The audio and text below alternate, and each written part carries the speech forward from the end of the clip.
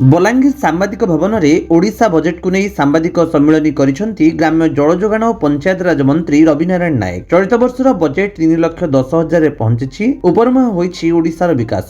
कृषि स्वास्थ्य और शिल्प को प्राधान्य देइछंती डबल इंजिन सरकार। पानीय जल जोगाण सह गरीबों को 300 दिन रोजगार देवाकू बजेट रे प्रावधान करिसेंती मोहन सरकार। पारादीप और बलांगीर रे इंजीनियरिंग कॉलेज प्रतिष्ठा करा जिवो। दादन प्रवण जिल्लागुड़िकर डालखाई कार्यक्रम कराजिवो बोली कहिसेंती पंचायत राज मंत्री रवि नारायण नायक।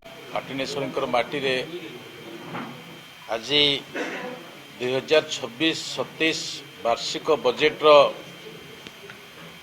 विवरणी मु आपण मानक पाखरे रखिबी। विगत वर्ष तुलन में ए वर्षर बजेट 20,000 कोटी टंका अधिक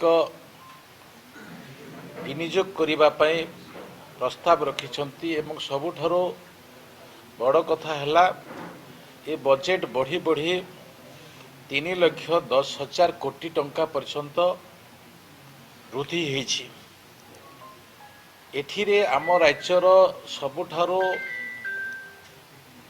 जो माने अधिकरु अधिक लाभान्वित हेबे 6टी बिंदु उपरे मुख्यतः ए व्यवस्था को आधार करी बजेट निरूपण होईछि एवं ए बजेट सबुठारो होछि लोक केंद्रिक बजेट।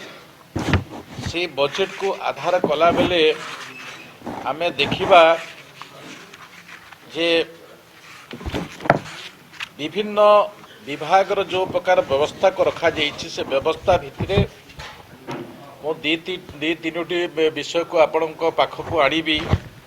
कारण ग्राम्य उन्नयन विभाग 80% लोक गाँ माटी उपरे गाँ उपरे निर्भर कर चलुवा चाषी खटिखिया मूलिया समस्तंकर विकास दृष्टि ये बजेट रे 10,204.61 पॉइंट व्यवस्था है।